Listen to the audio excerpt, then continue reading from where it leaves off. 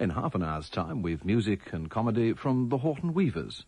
But now, to introduce the next programme, here's David Frost. Hello and welcome to Pull the Other One.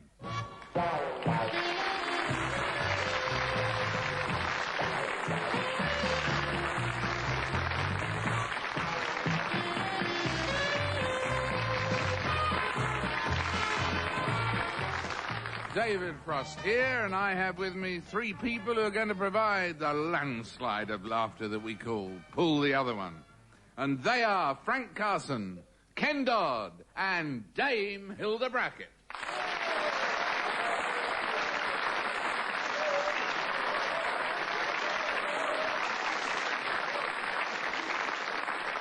Our other contributors, of course, are the many people throughout the world who've been involved in bizarre goings-on, like the events in a Belfast court a few years ago. Traffic lights had just been installed at a hitherto uncontrolled road junction, and a number of motorists got caught unawares and done for careless driving. Two local magistrates were among them and were summoned to appear at their own court. To avoid embarrassment, their cases were put on first before too many people or the press were around. The day started with the senior magistrate in the dock and the junior on the bench. The offence being a technical one, the senior man got off with a caution. The magistrates then changed places, and the junior went into the dock, facing the same charge. He was dismayed to be fined £50. When his solicitor protested, the senior magistrate became very stern. An example has to be made, he said. This is the second case of this kind to come before the court today. Well, we've got a lot of tall tales like that for you in the course of the programme, but from here on, I'm going to be giving our team half the story, and they're going to have to work out in their own brilliant and inspired way the rest. Mr. Frost, before we start into this intellectual game, can we, Frank and I, can we welcome back Dame Hilda? Dame Hilda, I see by the heavy chain around her neck, she's obviously escaped again. Dame Hilda, she just bought a new jewel box, BRENNAN Paris. What a beautiful day for squirting 3-in-1 over Dame Hilda's partner and saying, how's this for a well-oiled hinge? Yes, well, I'd like to welcome her as well, Ken, because she's sporting a most beautiful tan. Thank you for welcoming me so kindly to this committee meeting. And I am delighted to be one of your number, Francis, Kenneth. And may I call you Ken? Please do. Thank you, Call Kenneth. me Carson. Don't be so formal. It's lovely to be here with the boys. Well, it's again, nice to see all the nice birds back in London. What a beautiful day for going down to Trafalgar Square, chucking a bucket of whitewash over the pigeons and saying, there you are, how do you like it? Nice to be here, Dame Funny, Hilda. I did that this morning. I did exactly that this morning. Yes, well, what's making me worried about that thing in Belfast, because it looks as if somebody's been getting it up for me. Because the first time I went to court in Belfast, the magistrate says, have you ever been up before me? I said, well, what time do you get up at? When you were in court, Frank, I believe somebody said to you, do you know the jury's out? He said, I didn't know it'd been on fire. Well, the judge, he said to me, you see, my young man, you're 17-year-old. I can remember it so well. Nowadays, I don't use makeup, I use ready mix. And he said, this all starts off so easy. See, you start off being a villain with one cigarette. That starts you off on the road to depredation. And then it's a loose woman. Tighten her up a bit. And then you just go down the hill from that to that. I said, can you tell me where you get those cigarettes? Right, away we go then with the first tall tale. John Taylor of Cambridge felt that his memory was not as good as it used to be.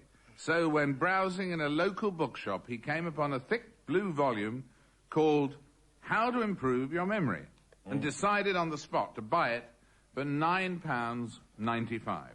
Then, when he got home, 2 hours later, he had a disagreeable surprise. What was it? Ah, well, memory's a wonderful thing, They reckon anybody who's bang at it, your memory goes first. Where are we? I've got a fantastic memory. I even look like the Elephant Man. Do you know that today Today's the anniversary. I know all these anniversaries. Today's the anniversary of Sir John Frobisher, who discovered the Northwest Passage when he found all the public conveniences in Manchester were closed for the night. Yes, well, I was actually on a show. Many people remember the Memory Man, and I was supposed to be on a show, and he forgot to turn up. Today's the anniversary of Nostro, the world's famous memory man. Nostro, he ruined his career when he forgot himself in the chorus girls' dressing room. My wife is a wonderful memory, and the one thing she remembers most of all about me is the wonderful fur coat. Beautiful fur coat I bought. I mean, she'd never seen me wearing one. And I also bought her a lovely leopard skin coat. It was second-hand, of course, but it was spotless. Dame Hilda, what do you think? Well, yes, what do I think? Yes, where are we? What was the question? Oh, yes. Yeah. My memory's Cambridge. not so good these days. Yes, he left the book behind. Good thought. Not correct, but good right. thought. Well, He hadn't got his change. There was 5p to come back. I was in a bookshop the other day and I saw this volume. It was about 5 inches thick. And on the cover it said, "How to improve your height. Stand on this book." And once when I was in the Far East, I was visiting President Tootle of Thailand. And he told... Very good, dear. Yes, he told me out there, the natives out there thought that the 39 steps was a sex manual. Now... I'm glad you brought up the sector, because my wife said to me last night in bed, "I'm going to nibble your ear like I did 35 years ago." I said, "Well, but by the time you find your teeth, I'll be asleep."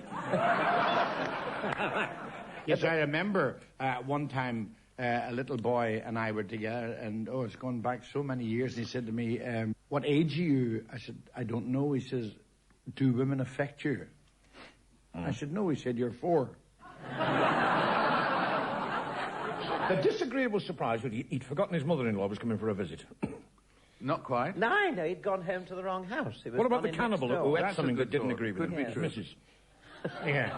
Or what about the cannibal that said to the cannibal, I don't like your wife. He said, "All right, push it to the side and eat your vegetables."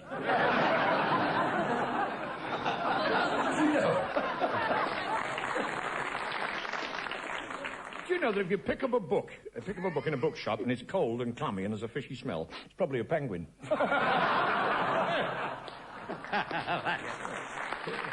Well, you're doing well with the books, but you haven't got the solution. Which He is thinks this? Oliver Twist, a dance is a new dance. No, Mr. Taylor unwrapped his newly purchased thick blue volume called How to Improve Your Memory and hurried to put it on his bookshelf. There he found it standing next to a book he'd bought last year, a thick blue volume entitled How to Improve Your Memory. Oh, my goodness.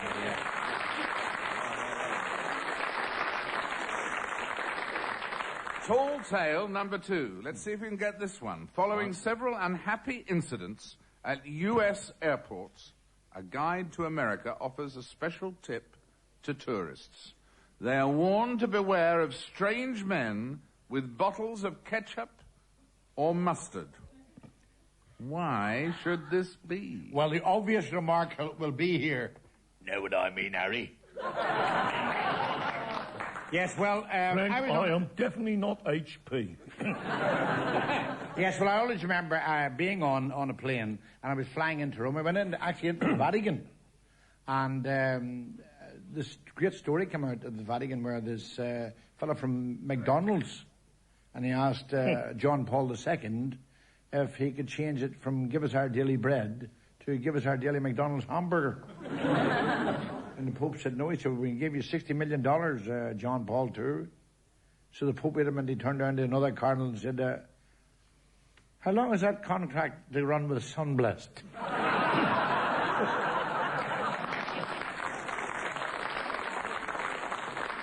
I've never been at an airport yet that's finished. I flew to Dublin Airport last week. Yeah. I wanted to be reunited with my luggage. The only thing you want to watch, when you fly, never fly Virgin Airlines. No. They have to be in before it goes dark. Yeah, so I wouldn't fly Virgin Airlines. How would you like to go with someone who's never gone the whole way?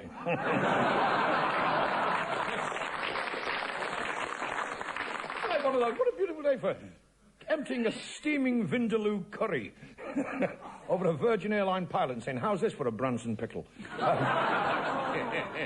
Those disaster things they put on the film, telly, disaster movies. put me off, Clark. I'm terrified I'd find myself sitting next to a singing nun. Yeah, that's dreadful. Yes, I always remember standing beside 20 nuns and all drinking pints of Guinness. And I said, this is disgraceful in Rome. Nuns standing in a pub drinking Guinness. And the fellow says, tell them we're all from the chorus of The Sound of Music. Any children listening, they know that you should never speak to strange men. Yeah. But I'll make an exception in your case, Frank.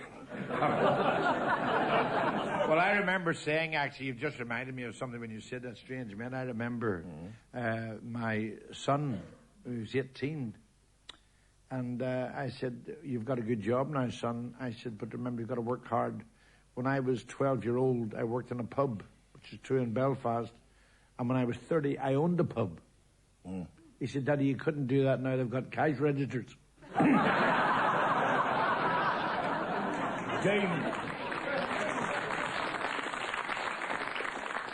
Dame Hilda, you know, Dame Hilda finds airports very enjoyable. I do indeed, especially when they search. The other day, she stood behind the engines of a 747 just as they were starting up. She got her legs shaved for nothing. Well, the first time I met Dame Hilda, actually, believe it or not, was in a pub in London. I've got a marvellous tip for tourists. You know, stay at home.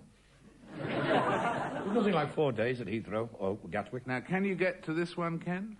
I think, no, frankly. We've stumped the panel. What happened here was that the Americans' warning to tourists stemmed from an outbreak of thefts involving the use of condiments. What? Crooks had taken to... Condiments. Well, sorry. Yes. And to the audience, condiments of the season. Crooks had taken to join tired tourists at their cafe tables and accidentally tipping ketchup or mustard on their clothes. The thief then apologizes profusely, and he and his cronies brush down the victim's clothes while simultaneously picking the pockets. Neat trick, right? Brilliant. Absolutely brilliant. I can always remember a pickpocket who got married, and she married a pickpocket, and they took the child to have it baptized, and the child couldn't open its hand, and they brought it to the pediatrician, and he used a little bit of self-hypnosis on the child, and when the child opened his hand, in the hand was a midwife's ring. But it's nice to know that this program does give out tips to... Of course it does, yes. Travellers. And to all sorts of people listening, if there is anybody listening. Here's the tip. Never try to change a light bulb with a hammer. Right. Well, the other one, if you're changing one in Ireland, you need 13 people. Why is that? Well, one fella to hold bulb and the other 12 to turn round the circle to get it out. I think we have to be very careful, Mr. Frost, on these programmes. What you'll say, the sort of tips we're giving out, because I must tell you that we've had several letters from listeners. There's one here from Angry of Chipping Sodbury. There's one from Livid of Solihull. Disgusted from Dulwich, and frustrated from lack of it. Well, talking of letters, it's time for our team to respond to our listeners' queries about life and to learn a little about the solutions to life's problems in our Agony Aunt section. This is a heart cry from a woman in Bedfordshire who writes, when we were courting, I knew my fiancé was a keen gardener. He'd often bring me little gifts of carrots and radishes, or surprise me with a marrow. But since our marriage, gardening has become an obsession. He's out there all the time, potting something or spraying something.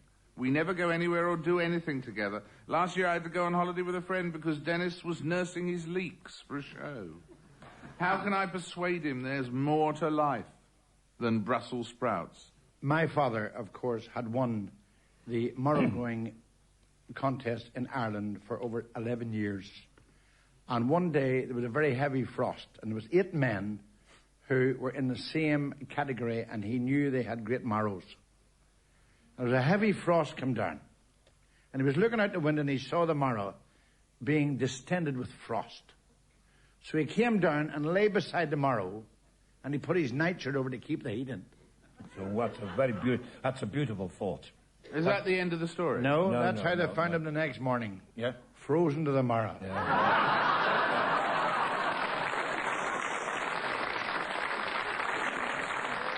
Dame Hilda, what advice would you give to this poor lady in Bedfordshire who's married to Dennis? Well, I think it's like I did with Evadne, who spends a lot of time in the garden, you know, that possibly his wife could, you know, act as scarecrow for his seeds and plants, you see.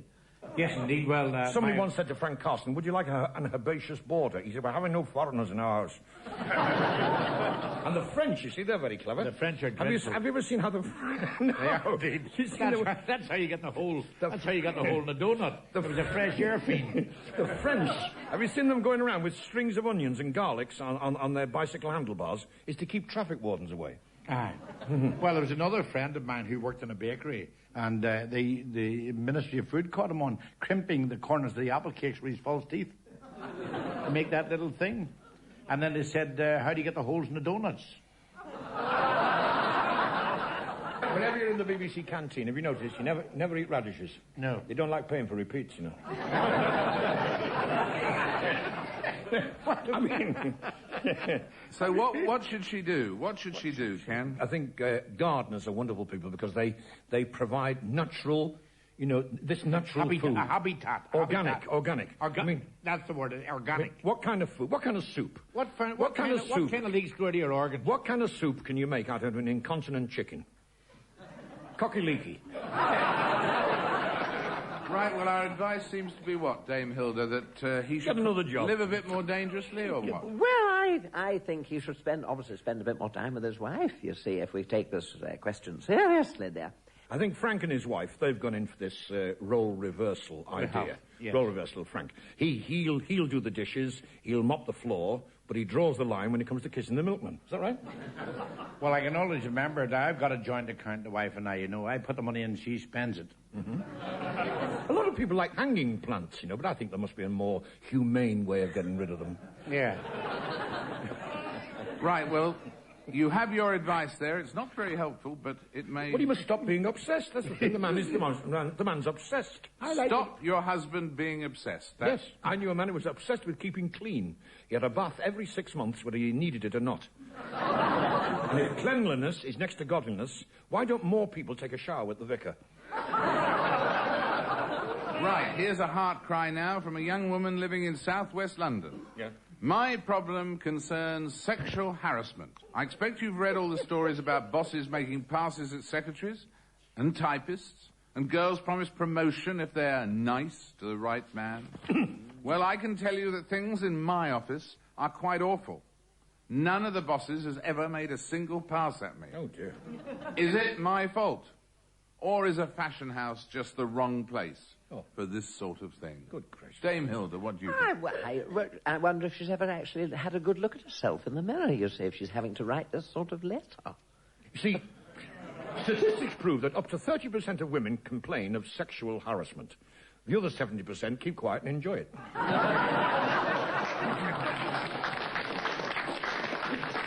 My idea of sexual harassment is Dolly Parton dancing with a midget.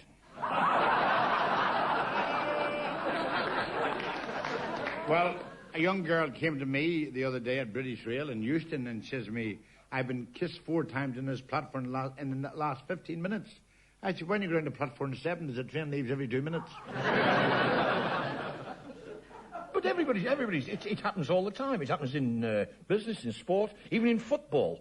I mean, kissing the centre forward can often lead to promotion. Kissing the linesman can get you lift home.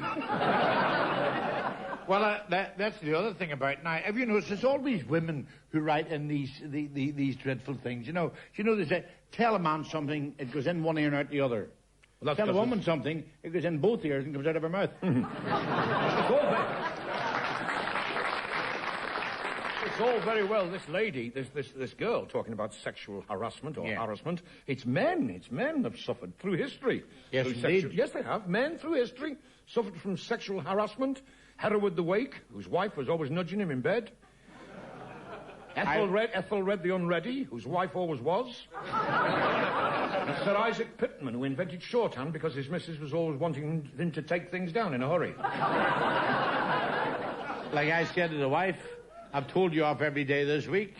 I said, what do you think about that? She says, I'm glad it's Friday. There's several things this young lady could do, of course. Yeah. Several things she could do. I mean, Like she what? could Call it a she could she could try going to work without the balaclava helmet on, or she could leave the two top buttons of her army greatcoat undone. Yeah. Well, they said that happened to me. I mean, And keep away from the VDUs. What are they? Very dull undies. Well, that's funny. I went in the other day and my wife said, "You don't notice anything different?" I said, "Of course I do." I said, "Those are brand new shoes." No. I said, "Well, nice dress." She said, "No." I said, "New makeup?" She said, "Well, nearly." I said, "What is it?" She says, "I'm wearing a gas mask." And just like Dame Hilda, she had one of those bubble perms. It looked dreadful. Every one of them had burst. Right. On now from the wisdom and back to the tall tales. This is another transatlantic story we have for you folks. For many musicians, transporting their instruments can be a problem. And in particular, instrument cases are hard to fit under airline seats. One member of a New York string quartet was incensed when an airline made him buy a separate ticket for his violin.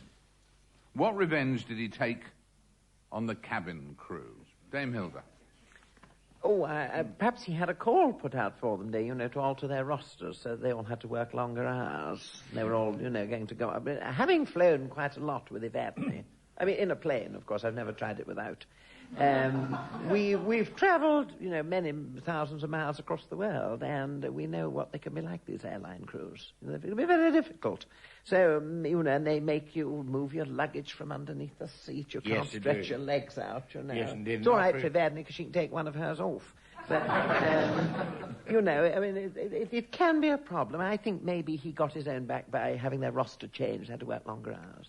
A friend of mine once played with Ivy Benson's all-girls band, one at a time. Yes, indeed. Well, I think what has happened is this violin turned out to be a bass fiddle, which was too big for the seat. So they said, well, right, there's no way we can stow that in luggage. So if you're going to carry it with you, then you will have to pay for it as a passenger. I don't know about this, getting the revenge. It's not, you see, it's not a very nice thing to want revenge on people. And remember, love thy neighbour. Yeah. But make sure the curtains are drawn. Yes, well, that's funny enough. That's funny. My wife always said to me, why can't you be like the fella next door? Every morning he goes to work, he kisses his wife. Why didn't you do that? I said, well, I don't know her that well.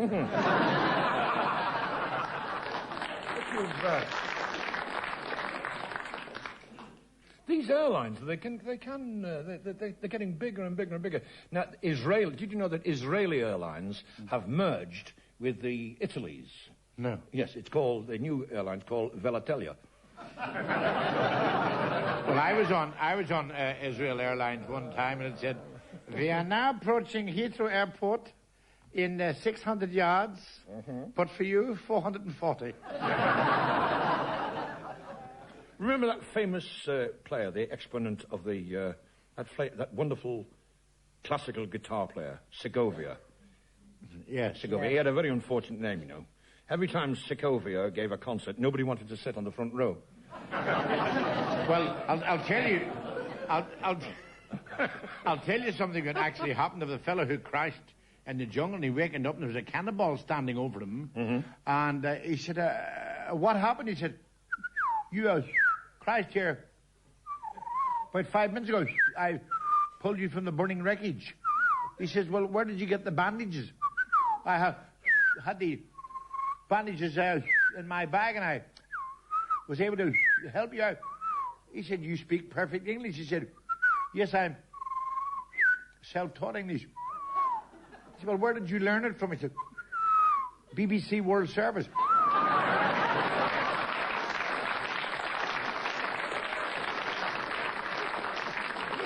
I've never heard that one told better. That's the way I tell him, isn't it? When I was travelling in Torremolinos, Yes. Where, Torremolinos. Oh, yes, Abroad. Oh, yeah, abroad. They used to Abroad, say, yeah. they used to have a saying, if music be the food of love, let's have a nibble of your hacienda. It's an old saying out there, When I was a little boy, we used to have musical evenings at home. All the family would gather around the piano and try and stop the bailiffs taking it away.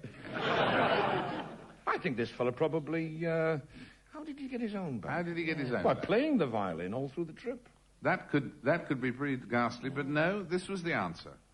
Forced to buy this separate ticket for his violin, the musician strapped the fiddle case into the next seat, tied a napkin round its neck, and made the stewardess serve it dinner. Well done. I love that. Oh, That's very good. Yeah. And finally, a last bit from Britain. Back home in Britain, after all this transatlantic stuff, an ancient custom in High Wycombe, Bucks, decreed that from time to time, all town councillors should be weighed in public. What was the purpose of this? Dame Hilda? Had they perhaps been eating, too much of eating like the fat of the land, living off the fat of the land, eating too many things supplied by the council, living off the food that was supplied? Well, I think we've got to say that Dame Hilda's got it there in one, because this is the answer. The purpose of weighing town councillors was to see whether they had gained weight during their years in office. Those who had were accused of growing fat at the public's expense. Dame Hilda got it. Oh, that's marvellous.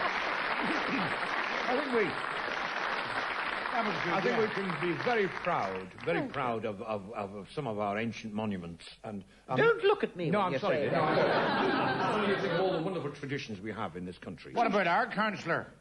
He's never worked in his life. The last job he had was a school prefect. Question is, here we are in 1990 and they still have council chambers. Why can't they put proper facilities in for these men? That's right. Down through history of all these wonderful traditions, the ancient the Normans, they'd spend hours standing in the village squares shouting out, Mr. Grimsdale! It's me, Norman! I thought Norman Wisdom would love that. The ancient Druids believed that if you rub two sticks together, you could produce water. They were crackers. But they do a good job, town councillors. I remember our town councillor in Belfast, and he came from one area which was quite, rather antagonistic towards another area. You know what it's like in Northern Ireland. And really? I never knew that. Yes, he'd spent £700 on a bulletproof vest and got shot up the ass.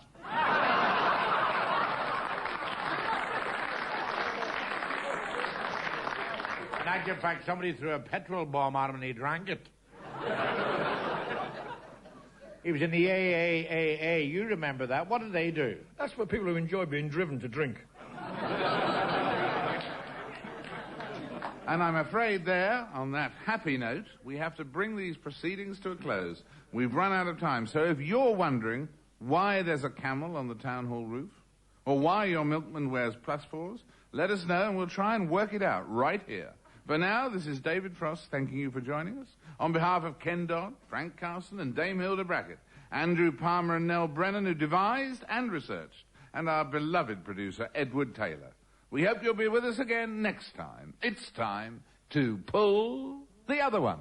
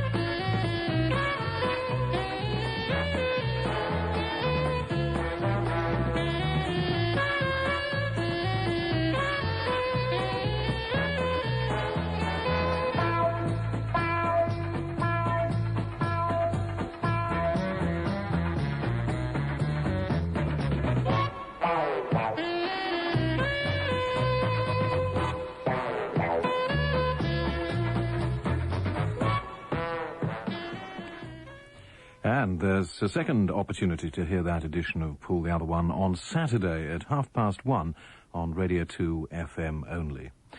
Next week at this time, Roy Hudd, June Whitfield and Chris Emmett are back with their own irreverent look at the week's events in a new series of